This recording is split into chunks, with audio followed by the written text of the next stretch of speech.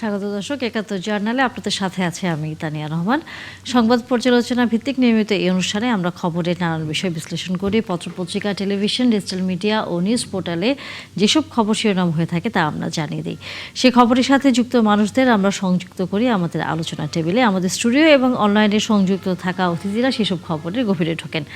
আজ আমাদের সাথে স্টুডিওতে আছেন সিনিয়র সাংবাদিক ইলিয়াস খান। অনেক ধন্যবাদ এবং স্বাগত আমাদের সাথে সময় দিয়েছেন। একই সাথে দর্শক অন্যান্য অতিথিরাও যুক্ত হয়েছেন আমাদের সাথে। তাদের সাথে আপনাদের একটু পরিচয় করে দিতে চাই। হেলেন জেরিন খান, বিএনপি দলীয় সাবেক সংসদ সদস্য, এবং আমরা জানি যে নতুন সংসদ সদস্য সংরক্ষিত আসনে তিনি হতে যাচ্ছেন।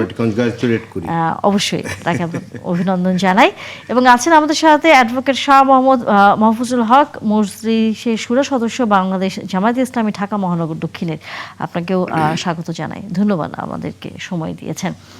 ইলিয়াস খান, আপনাকে একটু শুরু করি। সেটি হচ্ছে সংসদে, আজকে যদি সংসদের কথাটা আমরা বলি, সংসদে গাড়ি নিয়ে এরই মধ্যে একটি আলোচনা হয়েছে যে এনসিপির একজন নেতা তিনি বলেছেন যে সদস্যদের যে গাড়ি পাবার যে বিষয়টি সেটি সুযোগ যেন করে দেওয়া হয়, শুল্কমুক্ত গাড়ির কথা। যদিও আমরা জানি যে বর্তমান সরকারের প্রথম থেকে এক ধরনের তার নেতাকর্মী থেকে শুরু করে তার মন্ত্রী পরিষদের সকলের প্রতি এক ধরনের বার্তা আছে যে শুল্কমুক্ত গাড়ি ব্যবহার করা হবে না এবং তারা সেটি ব্যবহার করবেন না, এরকম একটি কথা আছে। সেখানে আসলে এই বিষয়টা আপনি কেমন দেখছেন? এটা তো আমরা তো আমাদের তরুণ বন্ধুদের কারণে নতুন কিছু চাই। আমরা যেহেতু সংসদের বৃহত্তর দল যারা সরকার গঠন করেছে তারা কিন্তু এবং এই সরকার বিএনপি যারা সংসদে এসছে এদের মধ্যে কিন্তু বিরাট অংশ নতুন এসছে। এবং আমি জানি এমন সংসদ সদস্য হয়েছেন যিনি আমরা যেটাকে টেসলা বলি, সেই টেসলার সংসদে এসছেন। সেক্ষেত্রে আমাদের তরুণ বন্ধু এই কথাটি কেন বললেন আমি বুঝতে পারছি না। শুল্কমুক্ত গাড়ি কেন হতে হবে? কত ধরনের গাড়ি আছে, তাই না? আমরা প্রত্যাশা করি তারা নতুন পলিটিক্স করবেন। এবং দেখুন যে যিনি বিরোধী দলের নেতা তিনিও এক ধরনের সায় দিয়েছেন ছোটদের না বলতে নেই। ছোটদের অন্যায় আবদারে, যদি অন্যায় না, এটা হয়তো আপনি অন্যায় বলতে পারবেন না, বাট নৈতিকতা বিবর্জিত কিছুটা আমি মনে করি। সেই আবদারে যদি আপনি সায় দেন তাহলে তো তরুণ বিপদগামী হবে। তা আমি বলতে চাই বিএনপি যে দৃষ্টান্ত স্থাপন করেছে, এবং বরং বিএনপির চেয়ে তো আমাদের যে তরুণ বন্ধুরা তারা দাবি করেন বা তারা শো করতে চান, তারা দেখাতে চান তাদের নৈতিকতার মানদণ্ড আরও উন্নত। তারা বলেছেন নতুন বন্দোবস্ত। তো নতুন বন্দোবস্ত বিএনপি করেছে। শুধু পার্লামেন্ট প্রসঙ্গেই বলেছি, তারা বলেছে যে আমরা গাড়ি নিব না, আমরা কোনো সরকারি প্লট নিব না। এটা একটা নতুন আইডিয়া দিয়েছেন তারা, কারণ দীর্ঘদিন আমি সঠিক বলতে পারবো না। তারপর আমার যেটা ধারণা, বাংলাদেশ স্বাধীন হওয়ার পরই কিন্তু এই কালচার যতবার সংসদ গঠিত, এবার তো 13তম সংসদ, যদিও 2-3টি সংসদ নিয়ে প্রশ্ন আছে, সবসময় তো গাড়ি নিয়েছে। বাট এবার বিএনপি যিনি প্রধানমন্ত্রী তিনি প্রথম দিকেই বলেছেন, সরকার গঠনের আগেই বলেছেন যখন নির্বাচিত হয়েছেন, যে আমরা গাড়ি এবং প্লট নেব না। তা আমি বলতে চাই আমাদের যে তরুণ বন্ধুরা সংসদে এসছেন, বা তরুণ কেন, অন্যান্য যারা নতুন এসছেন, আশা করতে চাই তারা যেন এই ধরনের দাবি না জানান। অবশ্যই সেখানে আপনি একটা প্রসঙ্গ তুলেছেন যে জামায়াত ইসলামের আমির যিনি, তিনিও অর্থাৎ বিরোধী দলীয় নেতা, তিনিও আবার বলেছেন যে ছোটদের এই আবদার যাতে না করা হয়। কিন্তু সেখানেই হচ্ছে প্রশ্নটি, কারণ জামায়াত ইসলামের সংসদ সদস্য শাহজাহান চৌধুরী কিন্তু আবার বলেছেন যে বিরোধী দলের নেতাও কিন্তু অনেক আগেই বলেছেন যে বিরোধী দলের সদস্যরা শুল্কমুক্ত গাড়ি নেবেন না। অ্যাডভোকেট মোহাম্মদ মাহফুজুল হক আছেন আমাদের সাথে, একটু আপনার কাছ থেকে এই বিষয়ে মন্তব্য শুনতেই চাই। এনসিপির একজন নেতা শুল্কমুক্ত গাড়ির কথা বলেছেন, যে বিভিন্ন জায়গায় যাওয়া আসা করার জন্য সুবিধার কথা তিনি বলেছেন, যে অসুবিধা হয় বা বিভিন্ন জায়গায় জনসংযোগ অথবা এলাকায় যাবার ক্ষেত্রে সেখানে তিনি মনে করেন যে যদি শুল্কমুক্ত গাড়ি পাওয়া যায় তাহলে হয়তো চলাফেরা করতে সুবিধা হবে। কিন্তু সেখানে একটা বলা যায় মৌল সমর্থনও দিয়েছেন আপনাদের দলের প্রধান। বিষয়টি নিয়ে একটু যদি বলতেন। ধন্যবাদ আপনাকে, আপনার মাধ্যমে বৃন্দ এবং ৭১ জার্নালের যারা যেখান থেকে শুনছেন সবাইকে স্বাগত জানাচ্ছি। আসলে যে বিষয়টা বললেন এটা আসলে ইলিয়াস ভাই বলছেন, তাতে বলেছেন আমাদের প্রধানমন্ত্রী ঘোষণা দিয়েছেন যে সদস্যরা তারা শুল্কমুক্ত গাড়ি এবং যে সুবিধা এটা গ্রহণ করবেন না। এটা মূলত আমাদের আমিরে জামাত সর্বপ্রথম এটা ঘোষণা করেছিলেন আপনাদের জানা থাকার কথা যে শরৎ উদ্যানে যে সমাবেশে তিনি অসুস্থ হয়ে পড়েছিলেন, সেই সময় তিনি ঘোষণা করেছেন যে আমরা রাষ্ট্রের দায়িত্ব পেলে এবং আমাদের এমপি মন্ত্রী বা যারা এমপি নির্বাচিত হবেন তারা শুল্কমুক্ত গাড়ি গ্রহণ করবেন না বা পদ গ্রহণ করবেন না। তো সেটা পরবর্তীতে আমরা দেখেছি যে আমাদের প্রধানমন্ত্রী জনাব তারেক রহমান উনিও সেই ঘোষণা দিয়েছেন এবং এটা মোটামুটি এখন পর্যন্ত সবাই অনুসরণ করেছেন। এটা একটা ভালো নিদর্শন বাংলাদেশের রাজনৈতিক ইতিহাসে বা বাংলাদেশের সরকার এবং বিরোধী দলীয় এমপি এই ইতিহাসে এটা একটা ভালো নজির। তো আমি মনে করি এটার প্রতি জামাত ইসলামীর যে কমিটমেন্ট বা এখন পর্যন্ত জামাতের কোন নেতৃবৃন্দ এই বিষয়ে চান নাই এবং সরকারি দল থেকেও সেটা দাবি করা হয় না। তো আজকে হঠাৎ করে আমাদের হাসনাত আব্দুল্লাহ সাহেব অষ্টম সদস্য তিনি চাইলেন এবং এটা উনি হয়তো ভালো ব্যাখ্যা দিতে পারবেন এই বিষয়ে।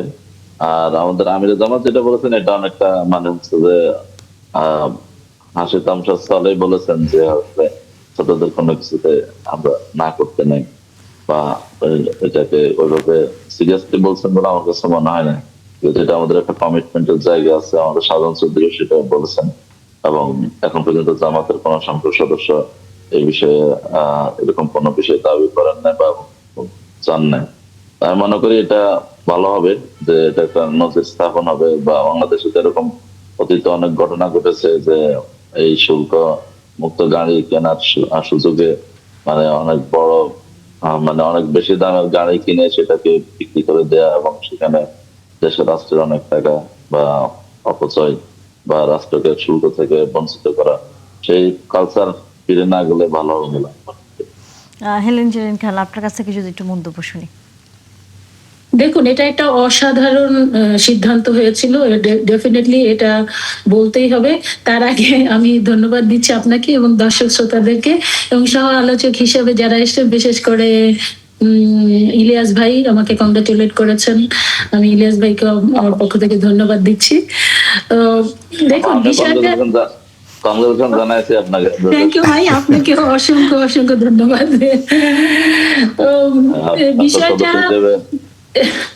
বিষয়টা আমি এইভাবে বলতে চাই, আমার দীর্ঘ রাজনৈতিক অভিজ্ঞতা থেকে এটার দুইটা দিক আছে। একটা দিক হলো যে দেখেন, ইন জেনারেল লোকজন পছন্দ করে না যে পার্লামেন্ট মেম্বাররা প্লট নেক কিংবা গাড়ি নেক। এটা সত্য, এটা এটা এটা বাস্তবতা। যে বাস্তবতা স্বীকার করে মাননীয় প্রধানমন্ত্রী সেটা আমলে নিয়েছেন এবং তিনি এটা আমি মনে করি যে দীর্ঘদিনের মানুষের যেই ছোট্ট আকারে ক্ষোভ ছিল সেই ক্ষোভটা নিরসন করেছেন যে এমপিরা কোনো প্লট নেবে না, এমপিরা কোনো গাড়ি নেবে না। কিন্তু বাস্তবতা হলো এটা, যেহেতু আমি পার্লামেন্টে 2001-এর পার্লামেন্টে ছিলাম, তখন আমি দেখেছি এবং 2008-এ আমি নির্বাচনও করেছি। তো সেই বিবেচনা থেকে আমি বলবো যে বাস্তবতা হলো যে এরকম যে রাজনীতিবিদদের নিয়ে অনেকে মুখরোচক কথা বলে কিংবা অনেকে বলতে চায় যে রাজনীতিবিদরা নিজেদের স্বার্থে রাজনীতি করে, কিন্তু এখনো বাংলাদেশে অসংখ্য রাজনীতিবিদ আছে যারা রাজনীতিটাকে একটা স্যাক্রিফাইস হিসেবে মনে করে এবং সেই সব রাজনীতিবিদরা বলতে পারেন যে আজকালকার নির্বাচনে অসংখ্য টাকা পয়সা খরচ হয়, কিন্তু আমার জানা মতে আমি জানি অসংখ্য এমনও এমপি মন্ত্রীরা আছে যারা নির্বাচন করতে গেলে তাদের কিন্তু কোনো অর্থ থাকে না। তাদের যারা ভালোবাসে, যারা মনে করে যে এই লোকটাকে দিয়ে আমার এলাকার উন্নয়ন হবে, এই লোক মানুষের ক্ষতি করবে না, এই লোক সকলের উপকার করবে, তাদের কিন্তু তারা নিজেরা স্বইচ্ছায় স্ব উদ্যোগে এবং নিজেদের অর্থ খরচ করে তারা কিন্তু এমপি বানিয়ে দেয়। এর সংখ্যাও কিন্তু অসংখ্য আছে এবং এই ধরনের অসংখ্য এমপিও আছে যাদের কিন্তু কোনো গাড়ি নাই। তো তাদের কি হবে? দেখেন, একজন উপজেলা চেয়ারম্যান বলেন কিংবা একজন জেলা পরিষদ বলেন, তাদের কিন্তু গাড়ির ফ্যাসিলিটি আছে। একজন এমপিও তো জনগণের প্রতিনিধি, তারও তো গাড়ির ফ্যাসিলিটি মানে থাকার দরকার আছে। এমনও অনেক এমপি আছে যাদের কোনো গাড়ি নাই, তারা চলতে গেলে অন্যের গাড়িতে অনেক সময় চলতে হয় অথবা গাড়ি ছাড়াই ভাড়া গাড়িতে, যেটা হাসনাত আব্দুল্লাহ বলেছে, ইটস ফ্যাক্ট, এটা সত্য। তো সেই দিক থেকে বিবেচনা করলে এটা কিন্তু কিছুটা এই ধরনের নিবেদিত প্রাণ এমপি মন্ত্রীদের জন্য কিন্তু এটা একটা তাহলে কি মানে বলতে কি চান বলবো, আপনি যে বিষয়টি একটু হারানোরই বিষয়।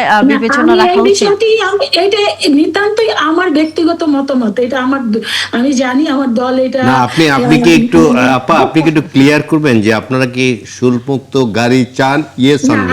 আমি ওই জায়গাটায় যেতে চাই না। আমি যেখানে যেতে চাই সেটা হলো যে শুল্কমুক্ত গাড়ি না। যেমন ধরেন একজন উপজেলা চেয়ারম্যানের যে গাড়ি দেওয়া হয় সরকার থেকে, তিনি যে কয়দিন উপজেলা চেয়ারম্যান থাকে সেই কয়দিন ওই গাড়িটা ইউজ করে, আবার যখন সে তার চেয়ারম্যান তো চলে যায়, অন্য কেউ আসলে সে ওই সরকারি ওই গাড়িটা সে ইউজ করে, মানে এটা সরকারেরই থাকে, জাস্ট যতদিন সে দায়িত্বপ্রাপ্ত থাকে ততদিন সে ইউজ করে।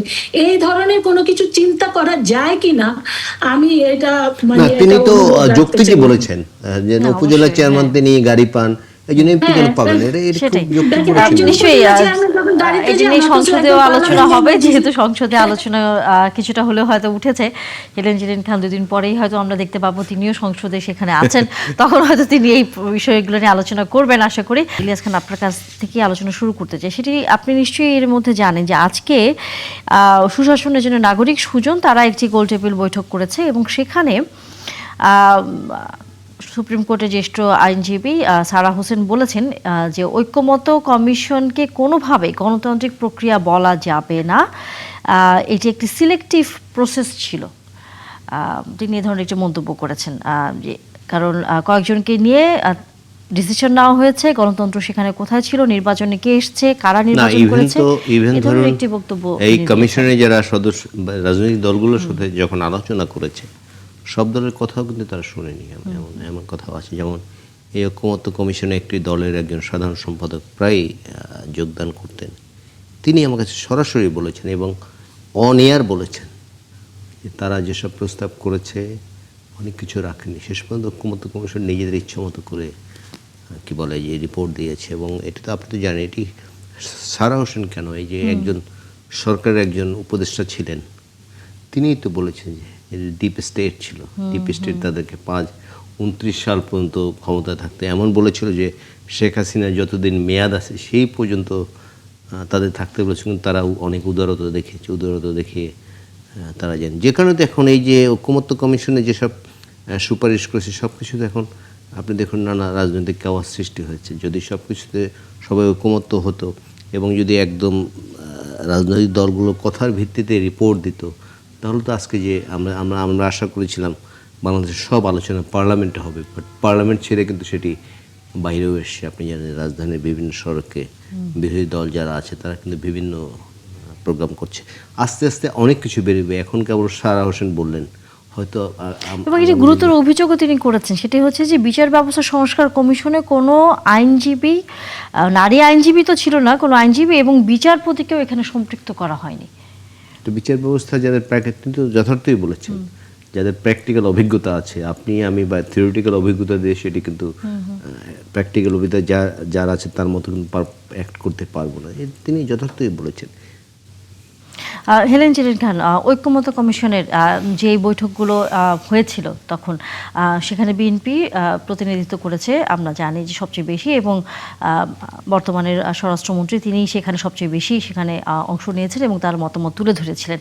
কিন্তু দিন শেষে যখন এখন বারবারই বিভিন্ন গণমাধ্যম এবং বিভিন্ন তথ্যগুলো বের হচ্ছে যে ঐক্যমত্য কমিশনটি যখন গঠিত হয়েছে এবং তারপরে তারা যে ধরনের প্রস্তাবগুলো দিয়েছে, জুলাই সনদ থেকে শুরু করে নানা বিষয়ে আপনাদের সাথে যখন আলোচনা হয়েছে, সেই জায়গায় আপনারা কি কখনো এরকম অনুভব করেছিলেন কিনা যে অভিযোগটা এখন উঠছে যে এই পুরো প্রক্রিয়াটি কোনোভাবে গণতান্ত্রিক পন্থায় আসলে করা হয়নি?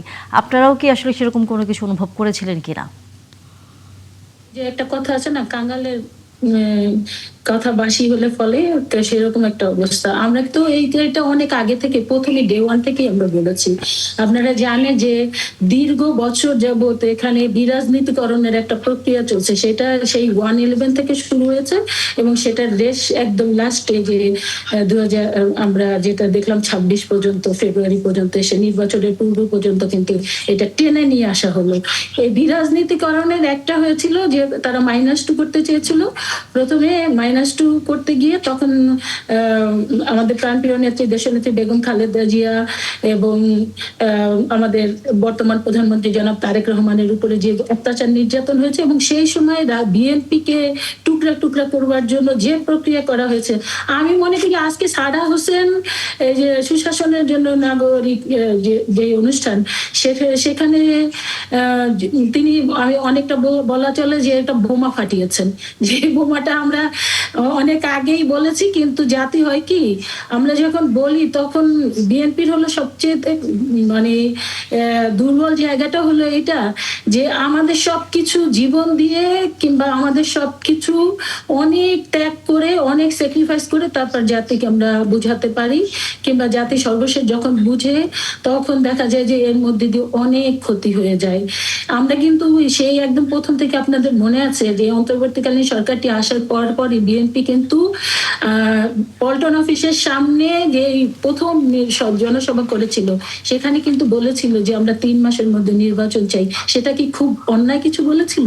আপনারা নেপালের দিকে তাকান, নেপালে যে নির্বাচন মানে মাত্র 6 মাসের মধ্যে করে দিয়েছে, সেখানে তো ঠিকই গণতন্ত্র ফিরে এসেছে এবং দেখা গিয়েছে যে যারা আন্দোলনে সক্রিয় ভূমিকা পালন করেছে তারা একটা ভালো অবস্থান নিয়েছে এবং সরকারও গঠন করেছে।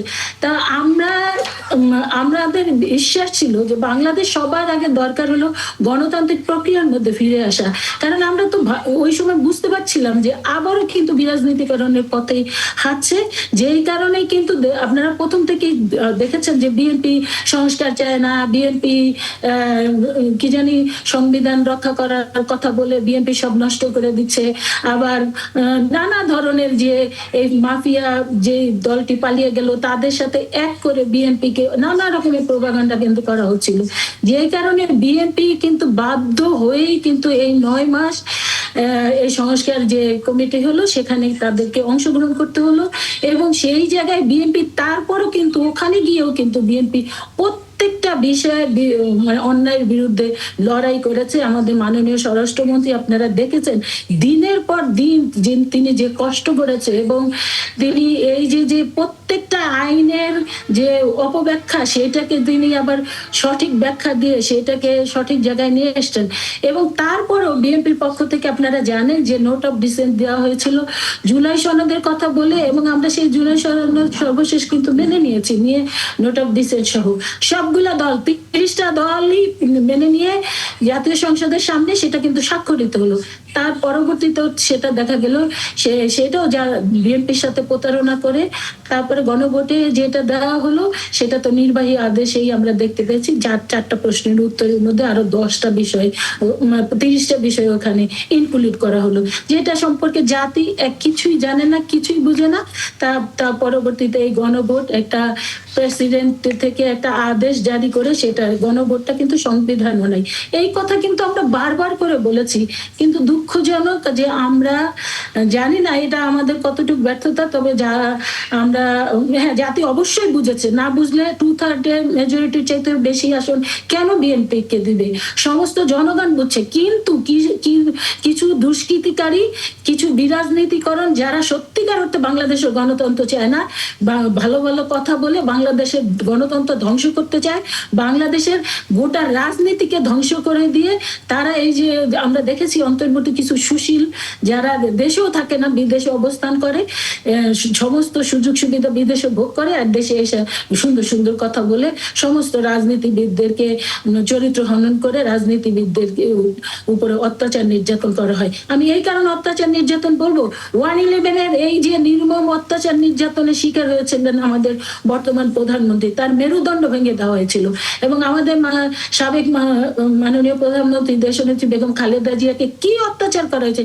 সেই সময় কিন্তু তাকে গ্রেপ্তার করা হয়েছে। পরবর্তীতে মাফিয়া যে সরকারটি চলে গেল তারাও তো আমাদের প্রাণপ্রিয় নেত্রী দেশনেত্রী বেগম খালেদা জিয়াকে গ্রেপ্তার করলেন, তারপরে তারকে চিকিৎসা দিতে পারলেন না। এই সব কিছুই কিন্তু একই সূত্রে গাঁথা। আমি মনে করি যে সারা হোসেন আপনি কি বলতে চাচ্ছেন যে ঐক্যমত্য কমিশন সেই বিরাজনীতিকরণের কি একটা প্রক্রিয়ার মধ্যে ছিল? অ্যাবসুলেটলি এটা বিরাজনীতিকরণেরই একটা প্রক্রিয়া ছিল। এখন দেখেন এই যে গণভোটের জি, আমরা আসবো বিষয়টা গণভোটের নিয়ে প্রসঙ্গটি আমরা এই দেখেন, পরে আসবো। আপনার এই প্রসঙ্গটি নিয়ে মোহাম্মদ মাহফুজুল হক, আপনার কাছে যদি একটু আসতে চাই, আপনারাও কি মনে করেন কিনা যে এটি বিরাজনীতিকরণের একটি প্রক্রিয়া ছিল?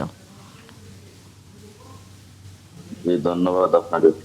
আসলে এই বিষয়টা, এটা আসলে জাতির জন্য দুর্ভাগ্য, আমাদের জন্য দুর্ভাগ্য, আমরা যারা রাজনীতিবিদ আছে আমাদের জন্য দুর্ভাগ্য যে আমরা মানে রাজনীতিবিদরা রাজনীতিটাকে একটা সঠিক পন্থায় আমরা করতে পারি না।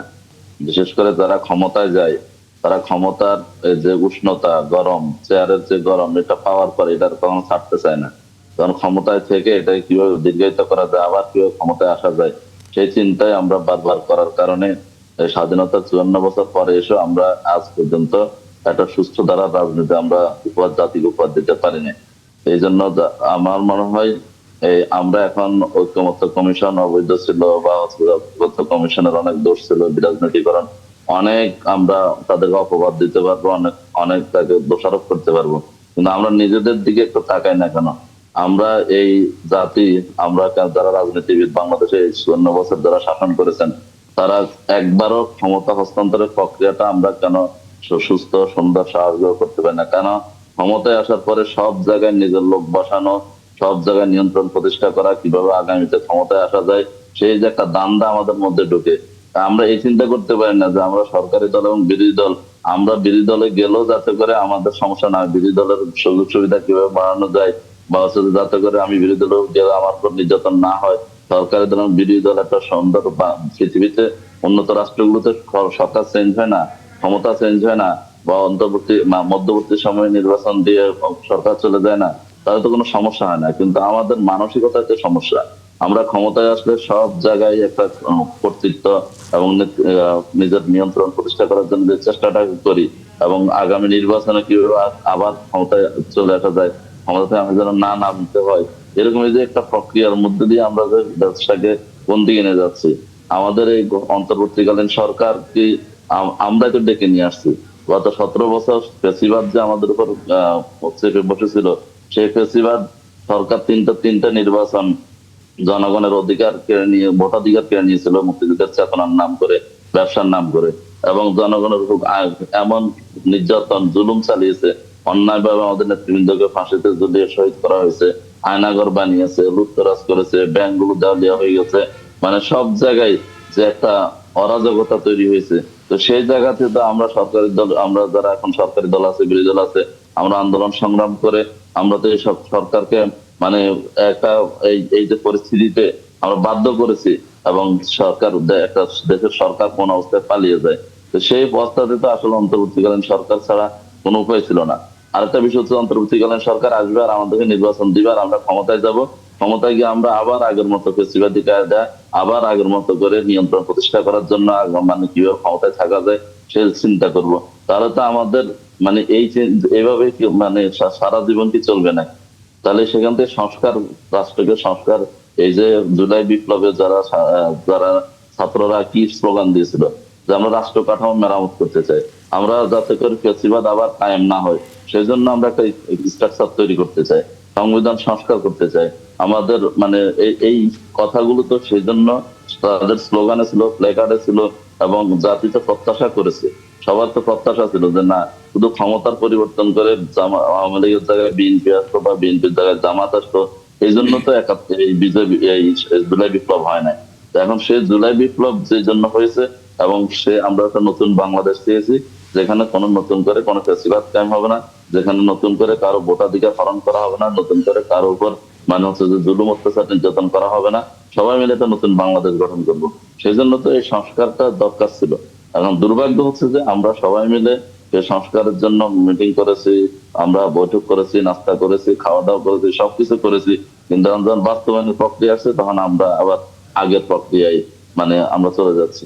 মানে আপনারা কি মনে করছেন যে হচ্ছে সংস্কারের ক্ষেত্রে বিএনপির আগ্রহের জায়গাটা অনেক কম?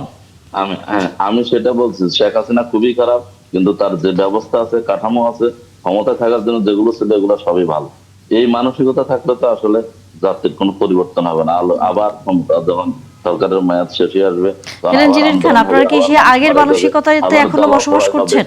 আপনি আজকে দেখেন দেখেন, এই যে আমি যেটা বলতে আমরা চাই, সুপ্রিম কোর্ট সচিবালয় থেকে শুরু করে আপনার হচ্ছে যে যে উন্নতিগুলো কথা বলা হয়েছে, একটু আগে বললেন যে এই বিচার বিভাগ সংস্কার কমিশনে কোনো বিচারক ছিল না, এখানে তো সাবেক আপিল বিভাগের সাবেক বিচারক ছিল, তারপর হচ্ছে হাইকোর্ট বিভাগের বিচারক ছিল, ব্যারিস্টার ছিল, ইয়ে ছিল। জাতিকে তো আমরা মিস ইনফরমেশন দিলে, ভুল তথ্য দিলে তো বিভ্রান্ত হবে জাতি। এখানে তো এই যে আপনি দেখেন তালিকাটা দেখেন না, আর বিচারপতি শাহাবু নাইম মমিনুর রহমান ছিলেন সাবেক বিচারক আপিল বিভাগ, বিচারপতি আমদাদুল হক ছিলেন, এরপর হচ্ছে বিচারপতি ফরিদ আহমেদ শিবলি ছিলেন, এরপর মালতার হোসেন ছিলেন, সৈয়দ আমিনুল ইসলাম ছিলেন। ওনারা কি বিচার বিভাগের বাইরের লোক? তো এখন আমরা তো জাস্ট একটা, আমরা যদি ওই যে এখন সাহারা হোসেন আজকে আমাদের এই যে জেরিনা ফাদের পক্ষে বলছেন, এই জন্য ওনারটা খুবই বোমা ফাটাইছে, ভালো হয়েছে, এগুলো ওনার বা যারা ইয়েতে ছিলেন তারা খুবই ভুল করে, সবই তাদের অবৈধ। এইভাবে যদি আমরা বলি, আমাদের তো সেই আপনারা জানেন ত্রিদলীয় যে রূপরেখা হয়েছিল সেই এরশাদের পতনের পরে, সেটাতে আমাদের এই রাজনীতিবিদরাই ক্ষমতায় এসে সেটাকে আর পালন করেন নাই, রাষ্ট্র কাঠামোটা সেভাবে সংস্কার করেন নাই। আমাদের শেখ হাসিনা তো ক্ষমতায় এসে যেই তত্ত্বাবধায়ক সরকারের জন্য আন্দোলন করছে, ক্ষমতায় এসে বলছে যে আমরা শেখ মুজিবের কন্যা, আমাকে বিশ্বাস করেন, আস্থা রাখেন, আমি একটা নিরপেক্ষ নির্বাচন দিব। সেই কথা বলে আস্থা রাখার পরে কি পরিণতি হয়েছে সেটা তো দেখতে পাচ্ছি। আসলে আমাদের মানসিকতায় তো সমস্যা। আমরা তো আসলে গণতান্ত্রিক মানসিকতা আমাদের দলের মধ্যে নেই, গণতন্ত্রের চর্চা নাই, এবং আমরা নিজেরাই গণতন্ত্রকে লালন করি না, যে আমি আবার বিরোধী দলে গেলেও আমার কোনো সমস্যা নাই, আমি সরকারের দলে তো আমাকে জোর করে থাকতে হবে, মানুষ না চাইলে থাকতে হবে, যে কোনো ভাবে এটাকে ম্যানিপুলেট করতে হবে। আমার মানবাধিকার, আমাদের আজকে যে গুম কমিশন, এই যে সরকার এই 2 মাসে যে পরিমাণ বিতর্ক তৈরি হয়েছে, এগুলো না করে তো পারতেন।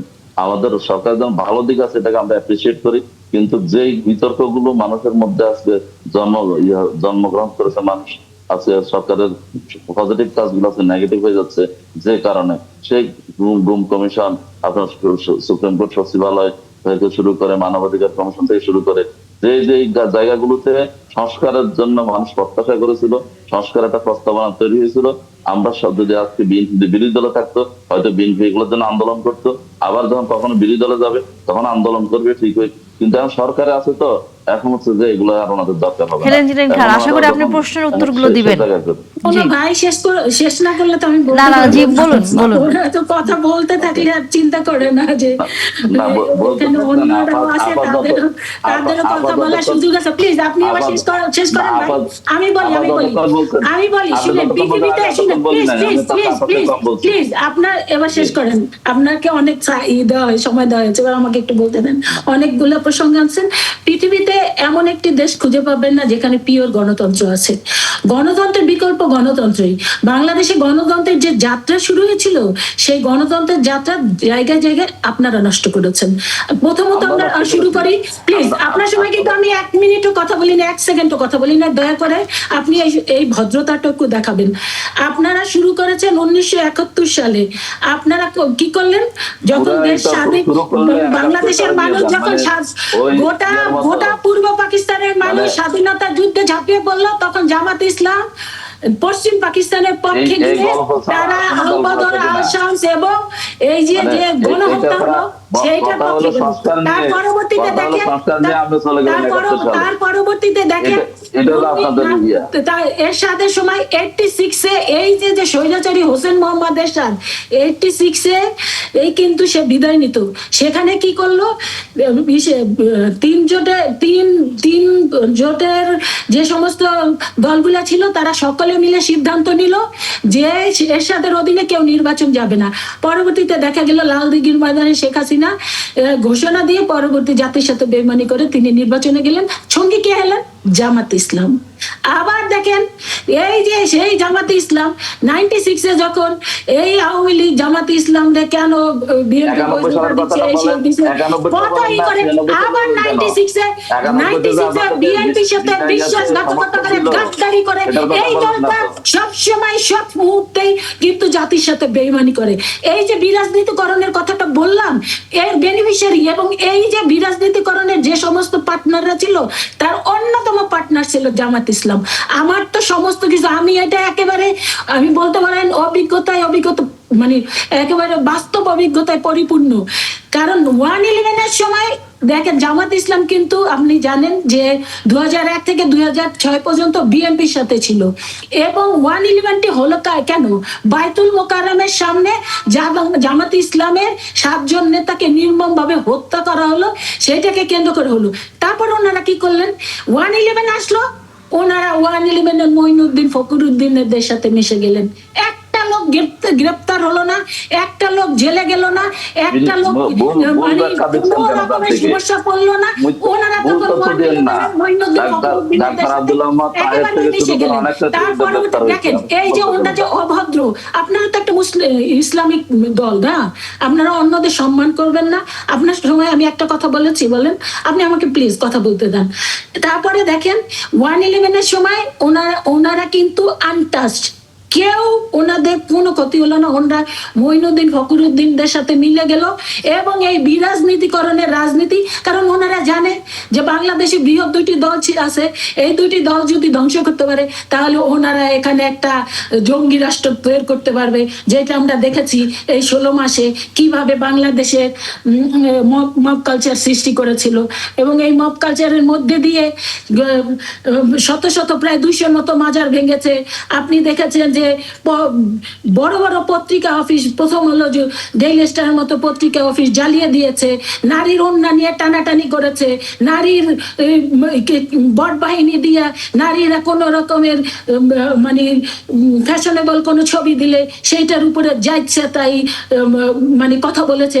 ওনাদের জামাতের আমির যে ধরনের বক্তব্য দিয়েছে, ওনাদের কাছে কে বলেছে যে নারীরা 8 ঘন্টার জায়গায় 5 ঘন্টা কর্মঘণ্টা চায়? তাতে তো নারীদের ছোট করে দেওয়া হয়, নারীদের দুর্বল করে দেওয়া হয়। আমরা কি ওটা কোন একটা বাংলাদেশের এমন একটা নারী আছে যে বলেছে যে আমাদের কর্মঘণ্টা 8 ঘন্টার জায়গায় 5 ঘন্টা? আমরা বলি সম অধিকারের কথা, সেই সম অধিকারে ওনারা যান না। ওনারা দেখেন পার্লামেন্টে সরাসরি সংরক্ষিত আসনের 5% ছিল, একজন নারী কোনটা নমিনেশন দিল না। না দেওয়ার কারণে আজকে পার্লামেন্টে কিন্তু সরাসরি মাত্র 7 জন, ইতিহাসের সর্বকম আসন কিন্তু এটা হয়েছে। এটা কিন্তু অতীত দিনে ছিল না, কারণ সরকারি দল বিরোধী দল যারা থাকতো তাদের মধ্যে একটা কম্পিটিশন থাকতো। তো বাংলাদেশের অর্ধেকের বেশি হচ্ছে নারী, সেই নারীদেরকে আপনি দিনে দিনে অন্ধকার যুগে, আইয়ামে জাহিলিয়াতের যুগে নিয়ে যাবেন, ঘরের মধ্যে নিয়ে যাবেন। আপনি 8 ঘন্টার জায়গায় 5 ঘন্টা কর্মঘণ্টা করবেন, আবার নারীর চাকরির নিয়ে যা ইচ্ছা তাই কুমন্তব্য করবেন। এইসব কথা আপনাদেরকে কে বলতে বলেছে? এই ধরনের ঘটনাগুলো করে। তারপরে আপনারা দেখেন এই কি জানি অন্তর্বর্তীকালীন সরকারটি এসছে, সেই সরকারের সাথে ওনারা কিভাবে মিলে মিশে গিয়ে তারপরে বিএনপি কে কিভাবে উৎখাত করা যায়, বিএনপি কি করা যায়। একটা অনির্বাচিত সরকার যাদের অধিকাংশ উপদেষ্টারা ছিল বিদেশি, যাদের বাংলাদেশের পাসপোর্ট পর্যন্ত নাই, বিদেশে বসবাস করে, তাদেরকে কি যেখানে গিয়েছে 5 বছর চাই 5 বছর চাই। আরে এগুলো বলে একটা অনির্বাচিত সরকার বাংলাদেশে রাখার জন্য, এবং নির্বাচন যাতে না হয়। আপনাদের নিশ্চয়ই মনে আছে নির্বাচনের একদম লাস্ট 12 তারিখের 11 তারিখ পর্যন্ত এরা আপ্রাণ চেষ্টা করেছে নির্বাচনটা বানচাল করবার জন্য, কারণ নির্বাচন বানচাল হইলে তো এই যে বিরাজনীতিকরণ এটা আলোর মুখ দেখে এবং ওনারা একটা জঙ্গি রাষ্ট্র বাংলাদেশে পরিণত করতে পারে। এই জায়গায় তো হলো এই মানে এই বিরাজনীতিকরণের আসল উদ্দেশ্য, এবং সেইটা বাস্তবায়ন করবার জন্যই এই যে একজন বিদেশ ফেরত একজন নাগরিককে এনে একটা তথাকথিত সংস্কার কমিশন। আমি তো মনে করি সাদা হোসেন সঠিক কথাই বলছেন, সত্য যে বলবে তার পক্ষে বিএনপি সবসময় থাকবে, সেটা যেটাই হোক। আমাদের আসলে সময় একেবারে কম। মাহফুজুর হক, আপনার কাছ থেকে যদি একটু মন্তব্য শুনে আমরা আলোচনা শেষ করি। ওনাকে আমি কথা বলতে দিব না, উনি অন্য কথা শুনে অন্যকে কথা বলতে দেন না। আবার কিছু এখন সভ্যতা এখন নম্র ইয়া তো বলে গেছেন আপা, একটু আগে সভ্যতার আমি তো ইচ্ছা করে আপনাকে ডিস্টার্ব করছি। ডিস্টার্ব মানে কি, এটা আপনার উপলব্ধি করা দরকার যে অন্য যখন কথা বলতে থাকে তখন কথা বলে কিরকম বিরক্ত লাগে, এটা আপনার আপনার শব্দটা আপনার জন্য, আমি কিছু বললাম না। যাই হোক, 1/11 গ্রেপ্তারের আপা একটা আপা একটা ভুল তথ্য দিয়েছেন। আমি মনোরঞ্জনের মতের একজন নেত্রী এভাবে না জেনে কোনো বিষয়ে কথা বলা উচিত না। কিন্তু বলছেন 1/11 সময় জামাতের কোন নেতৃবৃন্দ গ্রেপ্তার হয় নাই। মাওলানা মতিউর রহমান নিজামী, আলী হাসান মাহমুদ মুজাহিদ, আব্দুল মোহাম্মদ তাহের, এদের সবাইকে গ্রেপ্তার করা হয়েছে এবং জামাতের অনেক নেতৃবৃন্দ গ্রেপ্তার করা হয়েছে। কিন্তু এরপর হচ্ছে যে 28 অক্টোবরের কথা বললেন আমাদের কারণে 1/11 হয়েছে। 28 অক্টোবর তো ওনারা আমাদের সাথে জাতির সাথে বিশ্বাসঘাতকতা করছেন। কারণ হচ্ছে যে উনি 28 অক্টোবরে জামাতের ওনাদের যেটা শরিক দল ছিল আমরা, আমাদের উপর লগি বৈঠক তাণ্ডব চলতেছে, ওনারা নিরাপদে সমাবেশ করতেছে। ওই সময় যদি ওনারা একটা ধাওয়া দিত আওয়ামী লীগকে, জামাতের যদি আগায় আসতো, তাহলে কিন্তু 1-11 হইতো না। সেদিন ওনারা দেখে থেকে মব কালচারে যে আপনারা বিশ্বাসী, এইটাই তার প্রমাণ। আমরা কেন যাব? আমরা কি লাঠিয়াল? আমরা কেন যাব? আমরা লাঠিয়াল নাকি যে আমরা ওই যে যাব আর আইন আমরা হাতে তুলে নিব কেন? ওখানে প্রশাসনের লোক আছে, তারা করবে, আমরা এই কাজটা করব না। এটা তো জনগণ করতে পারে না, আইন জনগণ হাতে তুলে নিতে পারে না। এটা তো সুস্থ রাজনীতিবিদ এই ধরনের বক্তব্য দিতে পারে। আপনারা তখন সরকারে ছিলেন, সরকারে ছিল, সরকারের আইন প্রকারী সংস্থা সর্বোচ্চ চেষ্টা করেছে। নেতা কর্মীদের উপর দিয়ে লাশের উপর দিয়ে নৃত্য করা হয়েছে, আপনারা বসে বসে দেখছেন। আপনারা আগায় আসেন নাই, বন্ধুর পরিচয় দেন না। আমরা কি আইন হাতে তুলে নিব? আপনারা বিপদে বন্ধুর পরিচয় দেন না, স্বার্থপরতা করেন। তারপরে তো ছিলেন আমাদের ধানের শীষের প্রতীক নিয়ে নির্বাচন করেছেন 2018 সালে। আমরা প্রকৃত বন্ধু না হলে আমাদের ধানের শীষের প্রতীক নিয়ে কেন নির্বাচন করবেন বলেন? আমাদের সাথে তো ছিলেন মুসলমান হয়ে 2024 সাল পর্যন্ত তো আমাদের সাথেই ছিলেন। ইসলামের আইন কানুন তুলনা করেন, উনি একজন মুসলমান হয়ে এটা করতে পারেন না, আমি মনে করি। এরপর হচ্ছে যে ওনাদের সাথে যখন থাকে, ওনাদের সাথে থাকলে বন্ধু, ওনাদের সাথে থাকলে বন্ধু। আলোচনা আসলে চলতেই থাকবে, এই ধরনের তর্ক বিতর্ক আসলে হবেই। তবে তারপরেও আমরা আশা করি যে সামনের দিনগুলোতে হয়তো কেউ আক্রমণাত্মক হবেন না, কেউ কারোর প্রতি বিষোদ্গার আসলে করবেন না। ধন্যবাদ হেলেন জেরিন খান এবং একসাথে অ্যাডভোকেট শাহ মোহাম্মদ মাহফুজুল হক। আসলে আপনাদের দুজনকেই সময় আর দিতে পারছি না আমরা, আগামীতে আবারও কথা হবে। আমরা আলোচনা করতে চাই এবার দেশের বাইরের খবরাখবরগুলো নিয়ে। এর মধ্যে নিশ্চয়ই আপনারা কম বেশি সবাই জানেন যে পশ্চিমবঙ্গে বিধানসভা নির্বাচন নিয়ে বেশ এরই মধ্যে উত্তেজনা তৈরি হয়েছে। বিভিন্ন গণমাধ্যমগুলো তার তো ফলাও করে সংবাদ প্রচার করছে, একই সাথে সামাজিক যোগাযোগ মাধ্যম তো আছেই। আমরা সেই নির্বাচনের প্রচারণার খবর একটু জানবো। আমাদের সাথে যুক্ত হয়েছেন এই মুহূর্তে আমাদের সহকর্মী সত্যজিৎ চক্রবর্তী কলকাতা থেকে। সত্যজিৎ, অনেক ধন্যবাদ, যুক্ত হয়েছেন আপনি আমাদের সাথে। জানাবেন এখন পর্যন্ত নির্বাচনের এই বিজেপি এবং তৃণমূল কংগ্রেসের হাড্ডাহাড্ডি যেই নির্বাচনের প্রচারণা চলছে আমরা দেখছি, কি মনে হচ্ছে কে এগিয়ে থাকবে এবার? দেখুন, মোট কিন্তু 83 লক্ষের কিছু বেশি ভোটারের নাম ইতিমধ্যে বাদ দিয়েছে এসআইআর, অর্থাৎ যে ভোটার তালিকা সংশোধন হয়েছে সেই সংশোধনে। পশ্চিমবঙ্গের যে বিধানসভার ইতিহাস, সেই নির্বাচনী বিধানসভা ইতিহাসে এবারের এই 26 সালের যে বিধানসভা নির্বাচন তা অন্যতম তাৎপর্যপূর্ণ এবং গুরুত্বপূর্ণ। কারণ যেটা বলা হচ্ছে, প্রথম দফায় এই 83 লক্ষের মধ্যে 58 লক্ষের যে নাম বাদ দিয়েছে, তার ভিতরে ছিল মৃত ভোটার, তার ভিতরে ছিল বদলি হওয়া ভোটার, ভুয়ো ভোটার। ফলে যেটা বলা হয়ে থাকে ছাপ্পা, রিগিং ইত্যাদি, সেগুলো কিন্তু মৃতরাই সশরীরে ভোটের দিন এসে ভোট বাক্সে ঢুকতো। তো স্বাভাবিকভাবে সেটা রুলিং পার্টি, অতীতে বাম, এখন তৃণমূলের বিরুদ্ধে এই অভিযোগটা তোলেন বিরোধীরা। স্বাভাবিকভাবে এই একটা অংশ, পাশাপাশি একটা বিরাট অংশের, যার ভিতরে কিন্তু 17 লক্ষ আছে মুসলিম এবং 17 লক্ষের বেশি আছে হিন্দু ভোটারের নাম ইতিমধ্যে বাদ দিয়েছে। এখন মুসলিম ভোটার, যেটা 2011 সালের পর যে বাইনারি পশ্চিমবঙ্গের রাজনৈতিক ইতিহাসে নির্বাচনের ক্ষেত্রে তৈরি হয়েছে, মুসলিম ভোট মানেই কিন্তু তৃণমূল।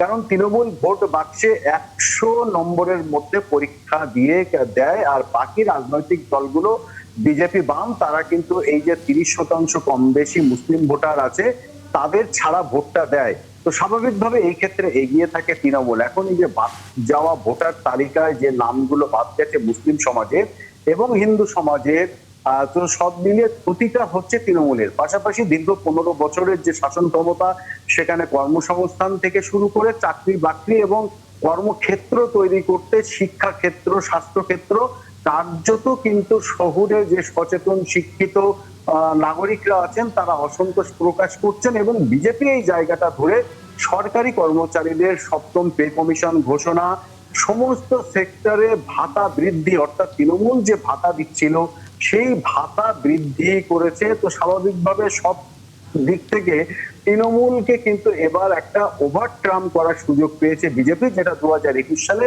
কিন্তু করেনি। এবং অত্যন্ত গুরুত্বপূর্ণ হলো এবার যে প্রচার দেখা গিয়েছে অন্যান্য বারে, অর্থাৎ ভারতবর্ষে যখন 14 সালে নরেন্দ্র মোদী সরকার তৈরি করে, সেই যে নির্বাচন ছিল লোকসভা, তখন কিন্তু পশ্চিমবঙ্গে বিজেপির কিছুই ছিল না। সেই সময় বিজেপির যে প্রচার ছিল, আজ যখন 2024 সালে তৃতীয় মেয়াদে নরেন্দ্র মোদী প্রধানমন্ত্রী হলেন, বিজেপি সরকার গঠন করলো, তখন তারপরে এই 26 সালের যে নির্বাচন, 24 সালের পর লোকসভা নির্বাচনের পর এই 26 সালের বিধানসভা নির্বাচন, এই নির্বাচনে দেখা যাচ্ছে বিজেপি প্রচারে নেই।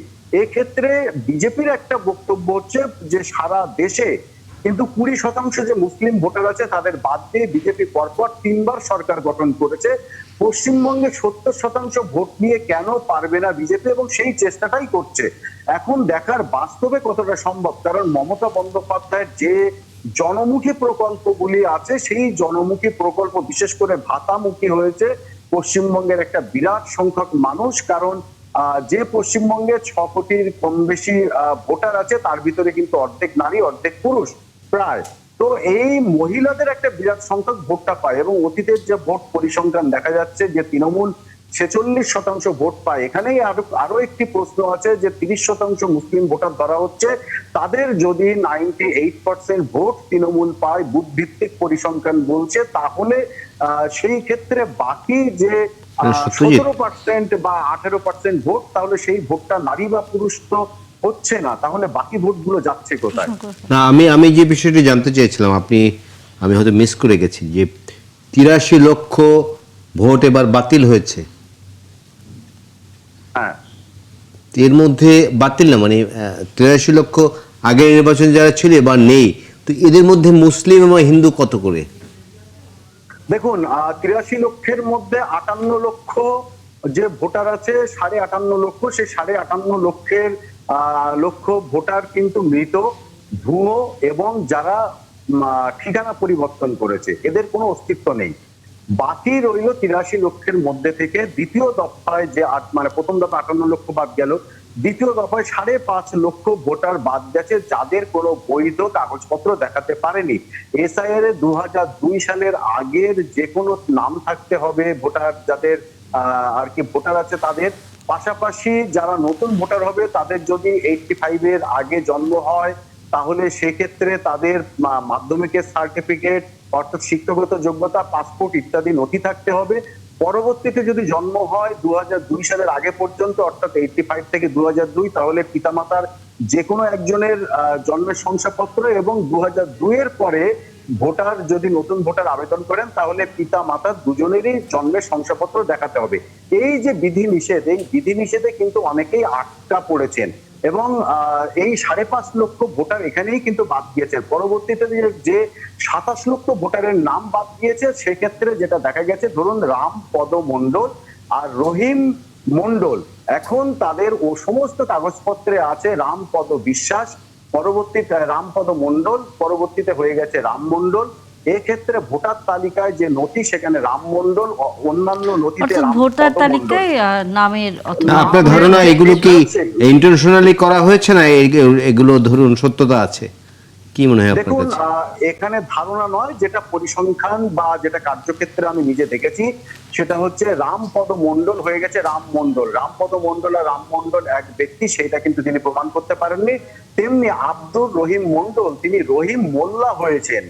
অর্থাৎ 2002 সালে যে এসআইআর হয়েছিল, সেই এসআইআর এ কিছু টেকনিক্যাল ত্রুটি ছিল, যে কারণে 2026 সালের যে 25 সাল এবং 26 সালের যে এসআইআর হচ্ছে, অর্থাৎ ভোটার তালিকা সংশোধন, সেক্ষেত্রে তাদের এক ব্যক্তির নামে একাধিক নাম, অর্থাৎ এই ক্ষেত্রে এই যে নাম বিভ্রাট হয়েছে, সেক্ষেত্রে অনেকে তাদের যথেষ্ট পরিমাণ প্রমাণ দেখিয়ে, জমি সংক্রান্ত, স্কুল শিক্ষাগত এবং অন্যান্য নথি দেখিয়ে তারা কিন্তু ছাড় পেয়েছেন। পরবর্তীতে আরো 8.5 লক্ষ, এখন বাকি যে 17 লক্ষ আছে, সেই 17.5 লক্ষ, সেই 17.5 লক্ষ কিভাবে ছাড় পাবেন সেটা কিন্তু বলা হচ্ছে। সুপ্রিম কোর্ট একটা নির্দেশিকা জারি করেছে। ভোট গ্রহণের দুদিন আগে পর্যন্ত বিচারকরা যে সিদ্ধান্ত নেবেন সেই সিদ্ধান্ত অনুযায়ী যারা পাশ করবেন, নথি দেখিয়ে ভোটার তালিকায় নাম তুলতে সামর্থ্য হবে, তারা ভোট দিতে পারবেন। তো বিষয়টা জুডিশিয়ারি পর্যায়ে গেছে, নির্বাচন কমিশনের হাতে নেই। এবং সুপ্রিম কোর্ট কিন্তু এই নির্দেশিকা দিয়েছে এবং মমতা বন্দ্যোপাধ্যায় নিজে আদালতে গিয়েছিলেন। তো স্বাভাবিকভাবে এই যে জায়গাটা হয়েছে যে একাংশ ভোটার আছেন তারা কিন্তু তৃণমূলের বিরুদ্ধেও যেমন ক্ষোভ প্রকাশ করছেন, ঠিক তেমনি ভাবে বিজেপির বিরুদ্ধেও ক্ষোভ প্রকাশ করছেন। আমরা আর নির্বাচন ধন্যবাদ কমিশন- সত্যজিৎ, আপনার মাধ্যমে আমরা কিছুটা খবর আসলে জানতে পারলাম। আবারও হয়তো কালকে থেকেই তো এই নির্বাচনে নানা খবর আপনার কাছ থেকে পাবো। আমাদের সাথে আরেকজন অতিথি যুক্ত হয়েছেন, অধ্যাপক আক্কাস আহমেদ, আন্তর্জাতিক সম্পর্ক বিশ্লেষক। আপনি নিশ্চয়ই শুনলেন আমাদের সহকর্মীর কাছ থেকে এই মুহূর্তে বিধানসভার যে নির্বাচনের সর্বশেষ খবরাখবর, সেখানে আপনার কাছে কি মনে হয় যে এই যে বিপুল সংখ্যক যে ভোটাররা এবার হচ্ছে এই নামের নানা রকম বিভ্রান্তির কারণে বাদ পড়েছেন তালিকা থেকে, যেটি বলছিলেন আমাদের সহকর্মী, এটি আদালত পর্যন্তও এখন গড়িয়েছে, কেমন প্রভাব পড়তে পারে নির্বাচনে? ধন্যবাদ 71 টেলিভিশনের দর্শক শ্রোতা সংশ্লিষ্ট সবাইকে। আসলে বলা হয়ে থাকে যে ভারত হচ্ছে পৃথিবীর সবচেয়ে বৃহৎ গণতন্ত্র। এই অর্থে বলা হয় যে ভারতের জনসংখ্যা, পৃথিবীর সবচেয়ে বেশি জনসংখ্যা আছে ভারতে, এরপরে হচ্ছে চায়না, সেই অর্থে সবচেয়ে বড় গণতন্ত্র।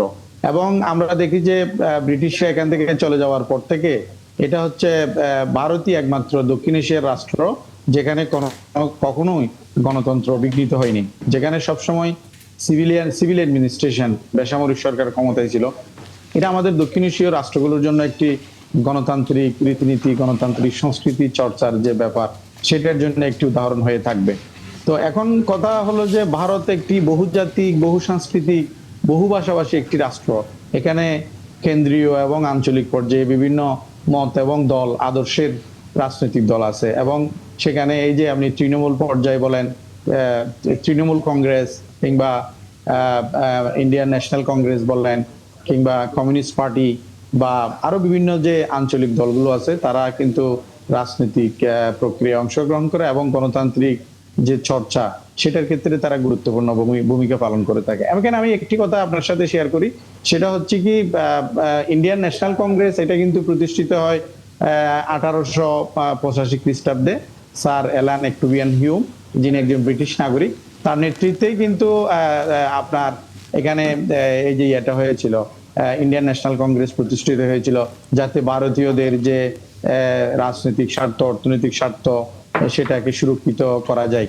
এবং পরবর্তীতে আমরা জানি যে ইন্ডিয়ান মুসলিম লীগ প্রতিষ্ঠিত হয়েছিল। এবং আমি যদি বিজেপির কথা বলি, সেটা কিন্তু 80 দশকে প্রতিষ্ঠিত হয়েছিল। তো এখন ইন্ডিয়ান ন্যাশনাল কংগ্রেসের এক ধরনের রাজনৈতিক আদর্শ, সেটা হচ্ছে অনেকটা উদারনৈতিক, অসাম্প্রদায়িক এবং বলতে গেলে তারা ধর্মনিরপেক্ষতার যে মতবাদ সেটাতে তারা বিশ্বাস করে। আবার বিজেপি ধরেন হিন্দুত্ববাদ, তারপর হচ্ছে পপুলিজম, তারপর হচ্ছে কি সাম্প্রদায়িক অনেকটা বলতে গেলে। তো এখানে তৃণমূল পর্যায়ে কিন্তু বেশি পুরন দল না। এটা হচ্ছে যে 1998 সালে এটা প্রতিষ্ঠিত হয়, যেটা হচ্ছে ইন্ডিয়ান ন্যাশনাল কংগ্রেস থেকে আলাদা হয়ে মমতা ব্যানার্জির নেতৃত্বে একটি রাজনৈতিক দল গঠন হয়। এবং সেই মমতা ব্যানার্জির নেতৃত্বেই কিন্তু 2011 সাল থেকে পরপর টানা 3 বার বিধানসভার নির্বাচনে তারা জয়লাভ করে। এবং সর্বশেষ এই নির্বাচনেও কিন্তু বিধানসভায় নির্বাচনে কিন্তু তৃণমূল কংগ্রেসের জয় পাওয়ার একটি যথেষ্ট সম্ভাবনা আছে। কারণ আমি যদি বলি যে এই যে আপনারা যেভাবে বলছিলেন যে 30% মুসলমান, এটা কিন্তু একটা বিগ উইনিং ফ্যাক্টর।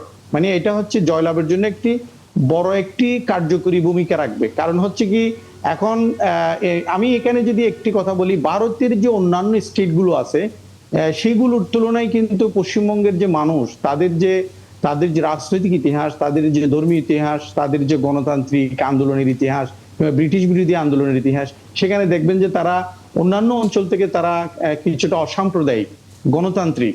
সেক্ষেত্রে মমতা ব্যানার্জির যে দল, এই যে টানা 3 বার ক্ষমতায় থাকা এবং ধারাবাহিকভাবে রাজনৈতিক ক্ষমতায় অধিষ্ঠিত হওয়ার যে ব্যাপারটা, সেক্ষেত্রে আমি বলবো যে বিজেপির তুলনায় এই যে আমি বলবো যে তৃণমূল কংগ্রেসের জয়ের সম্ভাবনা অনেক বেশি। কারণ আমরা প্রিভিয়াস যে ইলেকশন গুলো সেগুলোতে যদি আমরা দেখি, দেখা যায় যে তারা অনেকগুলো সিট তারা বেশি পেয়েছে এবং তারা এই যে পশ্চিমবঙ্গের উন্নয়নের ক্ষেত্রে তারা যথেষ্ট ভূমিকা রেখেছে। বিশেষ করে আপনি সেখানে এই যে ইন্ডিয়া তো মূলত একটি হচ্ছে কি আপনার যুক্তরাষ্ট্রীয় সরকার ব্যবস্থা, মানে দ্বিকক্ষ বিশিষ্ট আইনসভা, লোকসভা, রাজ্যসভা, আবার আলাদাভাবে একটা বিধানসভা আছে।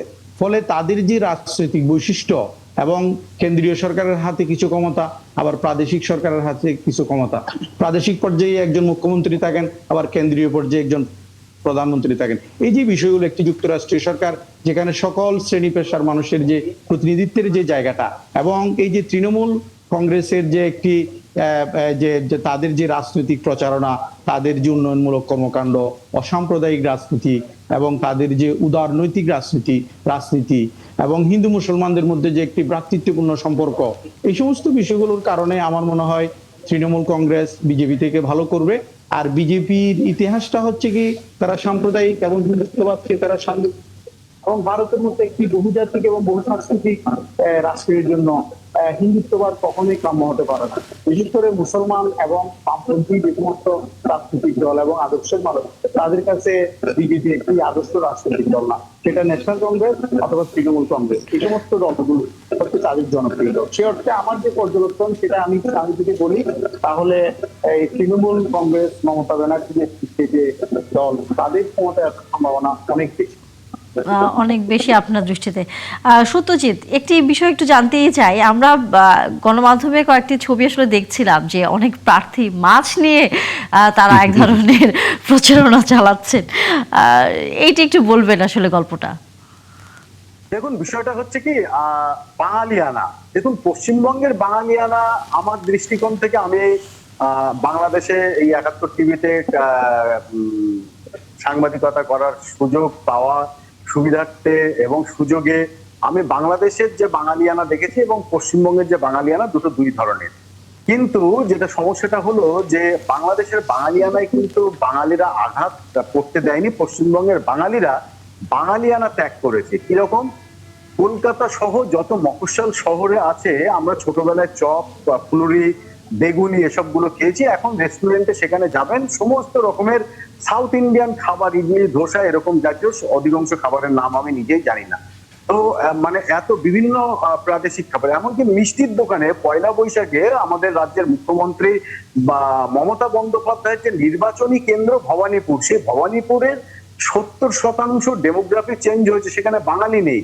সেখানকার বড় প্রতিষ্ঠানগুলো থেকে শুরু করে ছোট প্রতিষ্ঠান মিষ্টির দোকানের, তারা বলছে যে বাঙালি মিষ্টি নেই। মানে বোঁদে আমরা ছোটবেলায় যেমন খেয়েছি, সে আমি নিজে গিয়ে দেখলাম দুদিন আগে, বোঁদের চেহারা চরিত্র সব পাল্টে গেছে। মানে রস কোথাও আছে, কোথাও আবার রস নেই, এরকম। মিষ্টি ওরকম সব, মানে তাল শাঁস আমরা খেয়েছি, কিন্তু মিষ্টির নাম যে তাল শাঁস, এটা কিন্তু এরকম। তো বাঙালি আনা, বাঙালি আমাদের যে খাদ্যাভ্যাস সবটাই কিন্তু মুছে গেছে। এখন উন্নয়ন যেখানে নেই, সেখানে এই যেহেতু বিজেপি কেন্দ্রীয় একটা পার্টি এবং গোবলয়ের শক্তিতেই কেন্দ্রীয় সরকার গঠন করেছে, তাদের নেতাদের আধিক্যতা এরকম বেশি এবং অবাঙালিদের একটা অংশ আছে যারা নিরামিষ খায়। তো স্বাভাবিকভাবে মাছ মাংস বিরোধী যেটা খাদ্যাভ্যাস পলিটিক্স, ভারতের বিভিন্ন প্রদেশে এরকম দেখা যায়, কেউ আমিষ কেউ নিরামিষ। এই খাদ্যাভ্যাসের রাজনীতি যেখানে আছে, সেই রাজনীতি কিন্তু পশ্চিমবঙ্গে এটাকে জোর করে প্রতিষ্ঠিত করেছে শাসক পশ্চিমবঙ্গের তৃণমূল কংগ্রেস। বিজেপির বিরুদ্ধে যদি আমাকে কিছু আর কি ভোট রাজনীতিতে কুৎসা করতে হয় বা নিন্দা করতে হয়, তাহলে আমাকে যে পয়েন্টগুলো, সেটা হচ্ছে বাঙালি বিরোধী। যেহেতু তারা বাঙালিদের দল নয়, সেখানে বাঙালি নেতা, বাঙালি বিরোধী এক ধরনের সিম্বল হিসেবে আসলে তারা এই বিষয়টি সামনে নিয়ে এসছে। ধন্যবাদ সত্যজিৎ। আমরা আর হয়তো এই বিষয়ে আলোচনা করবার সময় পাচ্ছি না, আগামীতে আবারও কথা হবে, আবারও আপনি নিশ্চয়ই এই ভোটের খবর নিয়ে যুক্ত হবেন। ধন্যবাদ আজকে আপনাকে আমাদের সাথে যুক্ত হওয়ার জন্য। আমরা জানি যে যুদ্ধবিরতি নিয়ে আলোচনা হচ্ছে, হরমুজ প্রণালী একবার খুলে দেওয়া হয়েছে, আবার সেটি বন্ধ করে দেওয়া হয়েছে। ট্রাম্প বলছেন যে যুদ্ধবিরতির পাশাপাশি যুদ্ধ বন্ধের চুক্তি হয়ে যাচ্ছে, আবার বলছেন যদি এই আলোচনায় বুধবারে যদি কোনো সুরাহা না হয়, তাহলে কঠোর আরও আক্রমণ চালানো হবে ইরানের উপর।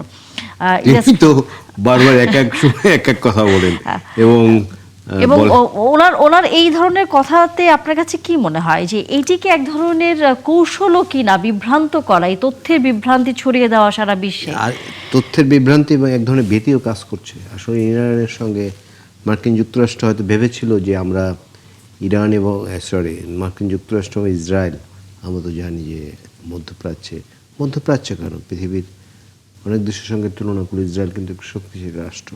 ইসরায়েল এবং মার্কিন যুক্তরাষ্ট্র মিলে তারা নিজেরা যেমন ধারণা করেছিলেন যে হয়তো এক সপ্তাহ যুদ্ধ কন্টিনিউ করবে, ইভেন আমরাও কিন্তু অনেকে ধারণা করেছি যে এই যুদ্ধ আসলে দীর্ঘস্থায়ী হবে না, এর আগে ইরান শেষ হয়ে যাবে, কিন্তু সেটি কিন্তু হয়নি। এবং আপনি ওয়েস্টার্ন মিডিয়ার কি কুটচাল বা একপেশে নীতির কারণে মধ্যপ্রাচ্যে যে তাদের বেসগুলো রয়েছে, 17টা বেস গালফ কান্ট্রিতে, সেগুলো কিন্তু বেসিক্যালি ধ্বংস হয়ে গেছে। এবং এমন হয়েছে যে কিছু আক্রমণের কিছু ব্যবস্থা ধরুন দক্ষিণ কোরিয়া থেকে তারা নিয়েছে, কারণ ওখানে আর কোনো কী বলে ক্ষেপণাস্ত্র ছোড়ার বা ড্রোন ওড়ানোর মতো আর কোনো অবকাঠামো নেই। আমেরিকা আসলে একটি ঝামেলায় পড়েছে, বিরাট ঝামেলায় পড়েছে। এমনও মনে হচ্ছে, অনেকেই মনে করছেন যে ভিয়েতনামে তাদের যে পরিণতি হয়েছিল, ভিয়েতনাম কিন্তু প্রথম দিকে পুরো ভিয়েতনাম একদম দখল করে নর্থ ভিয়েতনামের প্রত্যেকটা গ্রামে বোমা টোমা মেরে শিক্ষা প্রতিষ্ঠান থেকে শুরু করে ধর্মীয় বিষয় সব শেষ করে দিয়েছিল। কিন্তু অফিসিয়ালি তারা 58,000 আমেরিকান সেখানে মারা গেছে ভিয়েতনামে। এবং শেষ যে ভিয়েতনামি সৈন্যটি ছিল সাইগন, আজকে যেটাকে বলা হয় হোচিমিন সিটি, সেখান থেকে পালিয়ে গেছিল। তো ইরানে এরকম একটা সংকটে তারা পড়েছে, কারণ আমরা জানি যে ইরানে আরও একটি তারা যে হরমুজ প্রণালী সেটি খুব ভালোভাবে ব্যবহার করেছে। কারণ হরমুজ প্রণালী দিয়ে পৃথিবীর যে তেল সরবরাহ হয় 20% হয়, কিন্তু হরমুজ প্রণালীর কার্য অত্যন্ত সফলতার সঙ্গে ইরান বন্ধ করে দিতে পেরেছে। এবং আমেরিকা দাবি করছে তারা এবং ইরান মিলে হরমুজ প্রণালীকে তাড়াবে। তুমি কে? ইরান তো বলেছে আপনি কে? আমি তো আটলান্টিক কি বলে যে আটলান্টিকে যে কোনো ভোগদখল করতে চাই। যে আমার নাগরিক প্রশ্ন, আমার একটি সাধারণ কৌতূহল, তোমার হাতে এত বোমা, ইরান বোমা বানাতে গেলে তোমার এত আপত্তি, এটা কেন? সে একমাত্র তার এই যে ধরুন ইসরায়েলকে রক্ষা করতে চায়।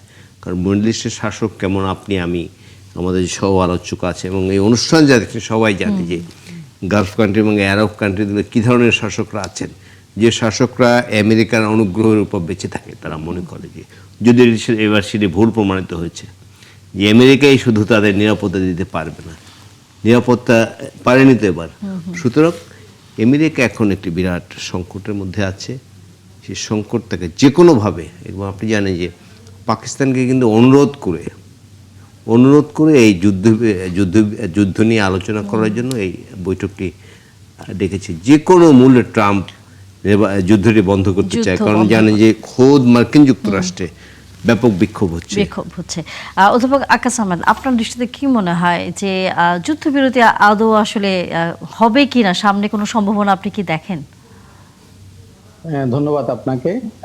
অবশ্যই সম্ভাবনা দেখি, কারণ হচ্ছে যে আপনি দেখুন অলরেডি কিন্তু আমেরিকা কিন্তু বিলিয়ন টাকা আমেরিকার জনগণের ট্যাক্সের টাকায় তারা ইরান যুদ্ধে খরচ করেছে। অন্যদিকে তাদের সার্ভিস মেম্বারও মারা গেছেন এবং হচ্ছে যে ইসরায়েলেরও প্রচুর পরিমাণ ক্ষয়ক্ষতি হয়েছে।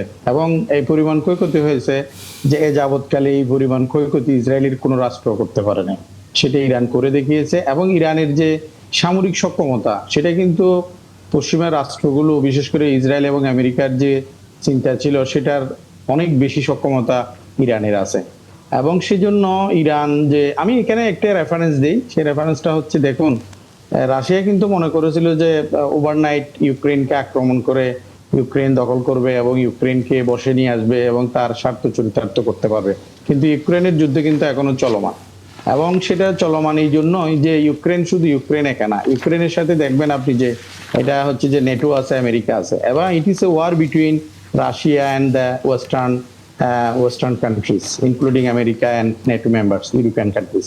সো ইন দ্যাট কেস এটা আমি বলবো যে একটা foxy war, it's American foxy war.